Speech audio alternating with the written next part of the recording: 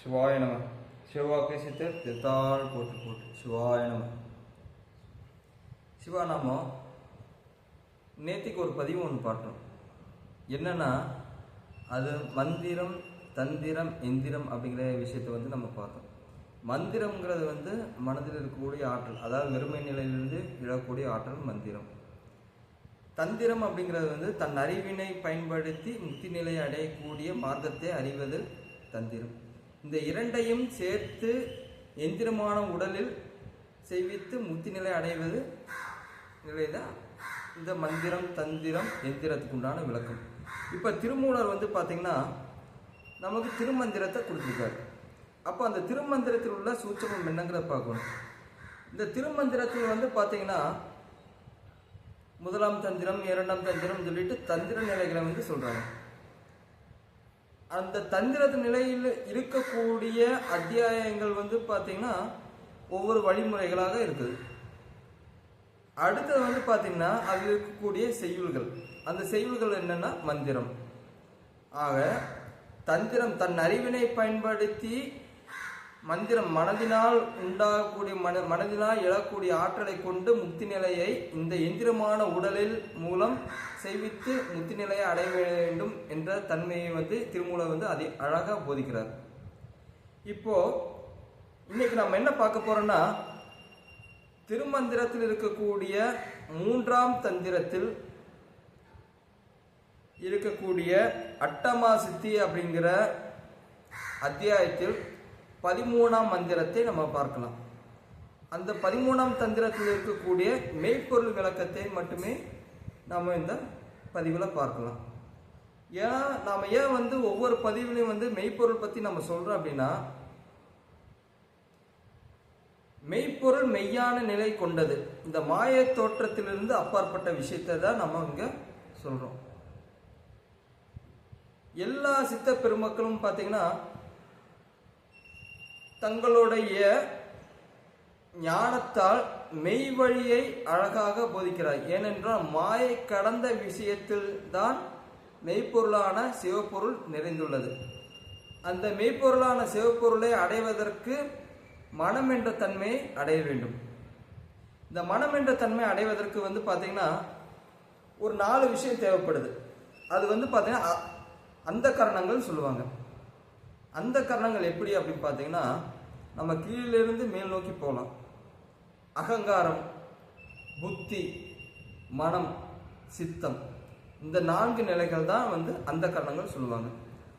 இந்த 4 நிலைகளை ஒரு வரியில சொல்லணும் அப்படின்னா, அகங்காரம் தன்னிலிருந்து எது வெளிப்படுகிறதோ, அது எண்ணமானாலும் சரி, செயலானாலும் சரி, சொற்களானாலும் சரி, எந்த நிலையிலானாலும் சரி, தன்னிலிருந்து எது வெளிப்படுகிறதோ அது அகங்காரம்.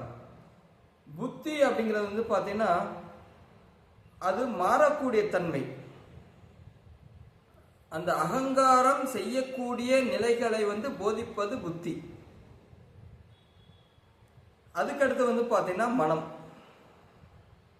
இந்த காற்றை போல இருக்கக்கூடிய தன்மை கொண்டது மனம். அது ஆற்றல் மிக்கது, பேராற்றல் கொண்டது. இந்த மனதினால் சகலத்தையும் அடக்கக்கூடிய ஆற்றலும் உள்ளது, இந்த மனதினால் சகலத்தையும் அழிக்கக்கூடிய ஆற்றலும் கொண்டது. இது மனம். அதில் மேல் நோக்கி பார்த்தீங்கன்னா மனம் கடந்த நிலையில் சித்தம்ங்கிற தன்மை இருக்குது. இந்த சித்தம்ங்கிற தன்மை என்னன்னு கேட்டீங்கன்னா பரவெளி. இந்த பரவெளியிலே தான் இந்த சிவனார் நிறைந்துள்ளார். இந்த சிவனாரை அடைவதற்கு அல்லது காண்பதற்கு முன்னதாக ஜீவன் அப்படிங்கிற ஒரு தன்மையை அறிய வேண்டும். ஆக அகங்காரத்தை அடக்க புத்தி அறிவாகும். அறிவினால் மனதை அறிய முடியும். மனதினால் சித்தத்தை உணர முடியும். சித்தத்தினால் ஜீவனை தெரிய முடியும். ஜீவனை தெரிந்த பின்பு ஜீவன் அல்ல, சிவம் என்ற நிலைக்கு உண்டாகும். இதுதான் இந்த மெய்ப்பொருள் உண்டான விளக்கம், இந்த அந்த கரணங்களுக்கு உண்டானது. இனி நாம் அடுத்து என்ன பார்க்க போறோம்னா, நான் முன்னாடி சொன்ன மாதிரி அட்டமா சித்திகள் இருக்கக்கூடிய 13ஆம் செய்யுள்ள நம்ம பார்க்கலாம். நன்றாக ஆழ்ந்து மனசில் நிலைநிறுத்திக் கொள்ளுங்கள். ஏனென்றால் உட்பொருள் மிக ஆழமானது. சித்தம் திரிந்து சிவமயமாகிய முத்தம் தெரிந்த உற்ற மூனோர் சிவமுத்தர். சுத்தம் பெறலாம் ஐந்தில் தொடங்கு அற்றோர் சித்தம்பரத்தில் திருநடத்தோரே. சிவா, ரொம்ப அற்புதமான பாடல். மறுபடியும் ஒரு முறை வாசிக்கிறேன், கேளுங்க.